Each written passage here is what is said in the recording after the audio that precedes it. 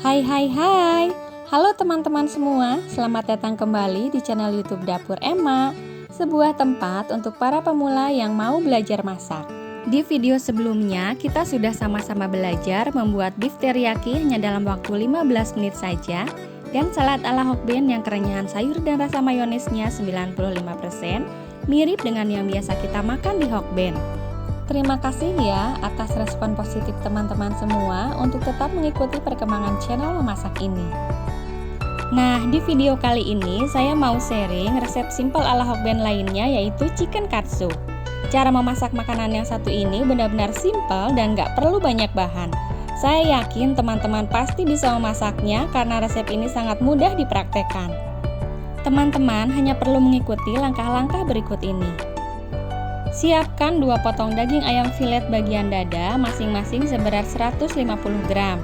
Kemudian pukul-pukul daging ayam dengan cara seperti ini supaya nanti ketika dimakan ayamnya terasa lembut, empuk, dan tidak keras ya.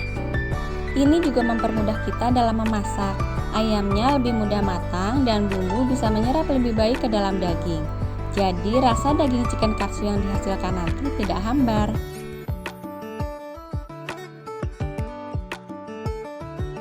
Lakukan hal yang sama untuk daging kedua. Pastikan kamu memukul-mukulnya di kedua bagian sisinya ya. Tapi jangan terlalu keras supaya tekstur ayamnya tetap baik dan gak hancur. Setelah ini, kamu bisa memberi bumbu dengan sejumput garam dan merica di kedua sisinya seperti ini.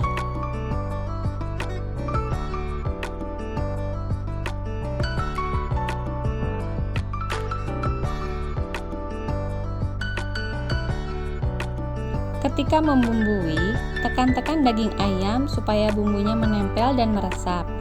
Kemudian kita sisihkan terlebih dahulu dan diamkan kira-kira 10 menit di suhu ruang. Sementara itu, pecahkan 1 butir telur ayam, kemudian kocok lepas dan beri sejumput garam.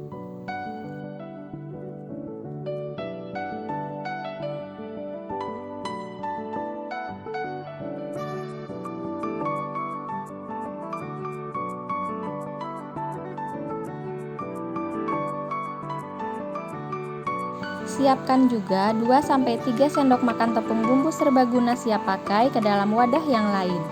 Kalau tidak ada, teman-teman bisa mencampur 3 sendok makan terigu dengan setengah sendok teh garam dan setengah sendok teh merica bubuk. Bahan selanjutnya adalah 5 sendok makan tepung panir atau tepung roti. Kemudian kita balut ayam yang sudah dimarinasi tadi dengan bahan-bahan untuk adonan katsu ini. Caranya, gulingkan daging ayam ke dalam tepung sampai semua bagian ayamnya terbalut rata ya. Fungsi tepung ini untuk membantu agar bumbu marinasi tidak larut ke dalam telur. Sedangkan telur berguna sebagai perekat tepung panir supaya tidak mudah lepas ketika ayam digoreng. Setelah itu, celupkan ke dalam kocokan telur sampai ayam terlumuri dengan baik. Terakhir, kita balut dengan tepung panir atau tepung roti sampai rata dan adonannya tertutupi. Teman-teman boleh sedikit menekan-nekannya dan pastikan ayamnya terbalut sempurna. Nah, tepung panir ini yang membuat chicken katsunya nanti terasa renyah saat dimakan. Karena kita menyiapkan chicken katsu ini untuk 2 porsi, maka lakukan hal yang sama untuk potongan ayam yang satunya. Tahapannya masih sama ya. Pertama, gulingkan ke dalam tepung, kemudian celupkan ke dalam kocokan telur, dan terakhir balut dengan tepung panir. Jika sudah terbalut sempurna, tiriskan terlebih dahulu sebelum proses selanjutnya. Pastikan tidak ada tepung panir yang tidak menempel ke dalam adonan katsu. Jadi, jika ada kelebihan tepung panir, teman-teman bisa melepaskannya dengan cara mengibas-ngibasnya seperti ini ya. Nah, ini hasil adonan katsunya sudah jadi, teman-teman bisa simpan dulu di dalam kulkas atau bisa langsung digoreng. Siapkan wajan, lalu tuang minyak untuk menggoreng secukupnya. Di sini teman-teman harus memastikan minyaknya merendam semua bagian adonan katsunya. Tunggu sampai benar-benar panas, kemudian masukkan ayam ke dalam minyak panas tadi.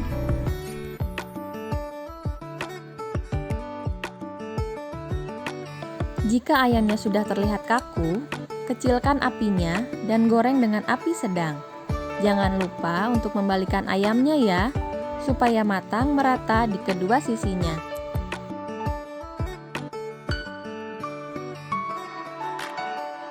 Goreng sampai warnanya golden brown atau kuning kecoklatan seperti ini.